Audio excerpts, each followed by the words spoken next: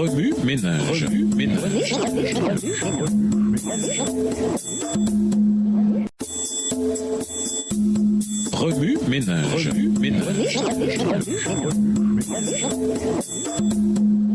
Bienvenue dans votre émission Remue ménage. Nous voilà à la leçon de dimanche. L'étoile du matin. Ces ténèbres qui nous environnent. Lisons Genèse 1, verset 2. Genèse 1, le verset 2. La terre était informe et vide. Il y avait des ténèbres à la surface de l'abîme, mais l'Esprit de Dieu planait au-dessus des eaux. La Bible associe les ténèbres à des conditions dénuées de vie. Genèse 1, verset 2. Aux conséquences de la rébellion contre Dieu. Exode 10, verset 21. À l'apostasie. Proverbe 2, verset 13. À la mort. Job 3, verset 5. Job 10, verset 21. Somme 107, les versets 10 et 14. Ou à une situation désagréable à laquelle les enfants de Dieu sont en but. Job 30, les versets 26 et 27, Somme 143, verset 3. Les trois premières associations résultent de l'absence de Dieu, tandis que la dernière, elle, peut se produire même quand on a une relation étroite avec le Créateur. Comme ces versets en témoignent, les ténèbres peuvent tomber sur n'importe qui, qu'on soit juste ou méchant, qu'on le choisisse ou pas. Il est désagréable, gênant et inconfortable pour quiconque d'être plongé dans les ténèbres. Dieu lui-même considéra la lumière comme essentielle aux êtres humains. Genèse 1, les versets 3 et 4.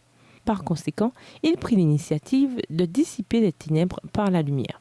Êtes-vous dans les ténèbres en raison de vos choix ou, à l'instar de Job et de David, à cause des ennemis de votre âme? Job 30, les versets 26 et 27, Psaume 143, le verset 3. Des ténèbres à la lumière. Lisons Genèse 1, les versets 2 à 4. Genèse 1, les versets 2 à 4. La terre était informe et vide. Il y avait des ténèbres à la surface de l'abîme, mais l'Esprit de Dieu planait au-dessus des eaux. Dieu dit que la lumière soit, et la lumière fut. Dieu vit que la lumière était bonne, et Dieu sépara la lumière d'avec les ténèbres. Dieu appela la lumière jour, et il appela les ténèbres nuit. Il y eut un soir, et il y eut un matin, ce fut un jour. Avant que Dieu débute l'ordre de la création, la terre était sans forme et vide, et l'obscurité couvrait l'océan primitif. Genèse 1, verset 2. Dieu créa donc la lumière au commencement même de la première semaine. Et la lumière fut, et elle dissipa les ténèbres. Dieu vit que la lumière était bonne. Genèse 1, les versets 3 et 4. Dieu prend toujours l'initiative de dissiper les ténèbres, où qu'elles soient, par la lumière. Alors que les Israélites croupissaient dans les ténèbres de l'esclavage, Dieu les fit sortir d'Égypte et fit d'eux un peuple particulier pour lui. Alors que les Israélites croupissaient dans les ténèbres de l'esclavage, Dieu les fit sortir d'Égypte et fit d'eux un peuple particulier pour lui. Exode 19, les versets 4 à 6. Ceci devait une analogie de la façon dont Dieu appelle son peuple, l'Israël spirituel, à passer de l'obscurité à sa merveilleuse lumière. 1 Pierre 2, le verset 9. La rébellion contre Dieu ou l'indifférence à son égard, une mauvaise décision passée, des circonstances malheureuses, décevantes et amères ou des situations négatives inévitables nous plongent dans les ténèbres. Heureusement, Dieu se fait fort de les dissiper, quelle que soit leur épaisseur, en nous faisant passer de l'obscurité à sa merveilleuse lumière. Le Christ, la lumière. Lisons Somme 119, le verset 105. Somme 119, verset 105.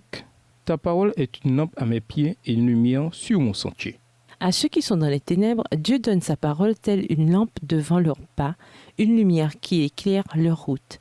Psaume 119, le verset 105. Pour montrer à l'humanité la parole vivante de Dieu, il est devenu homme et il a vécu parmi nous. Jean 1, le verset 14 dans la version Semeur. Jésus est la véritable lumière qui peut dissiper nos ténèbres. Bien avant que celui-ci s'incarne, le prophète Ésaïe avait annoncé qu'il serait lumière des nations pour que le salut s'étende jusqu'au bout du monde. Ésaïe 49, le verset 6. En outre, le Christ rendrait la vue aux aveugles, retirerait de leur prison ceux qui attendent dans le noir. Ésaïe 42, le verset 7, et changerait l'obscurité en lumière et les obstacles en terrain plat. Ésaïe 42, le verset 16. Ainsi, les prophéties messianiques se réalisèrent dans la vie de Jésus.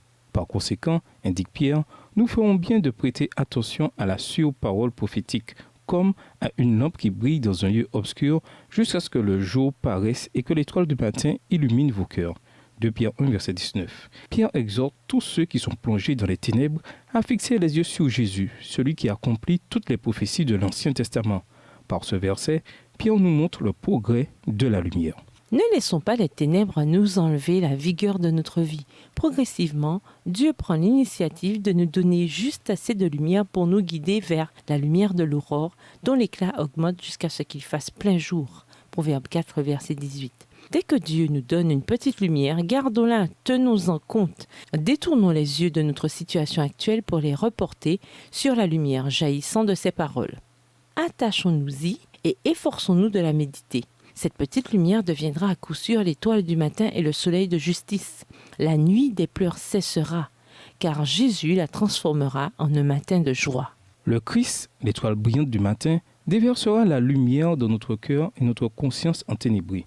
Celui qui a commencé un jour nouveau nous donnera une vie nouvelle si nous tenons compte de ses paroles. Tandis que le soleil et le matin se lèvent dans notre cœur et notre vie, il nous procurera la guérison. Les ténèbres se changeront en lumière, la nuit en jour, le deuil en joie. C'est dans un seul objectif que nous devons briller devant les hommes afin qu'ils voient le bien que nous faisons et qu'ils louent leur Père qui est dans les cieux. Matthieu 5, verset 16. Remue-ménage, quel choix ou circonstances pourrait vous avoir plongé dans les ténèbres? Qu'est-ce qui vous empêche de laisser Jésus briller dans votre cœur et d'en chasser les ténèbres?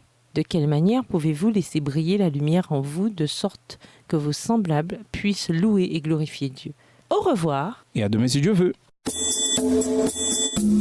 Remue-ménage.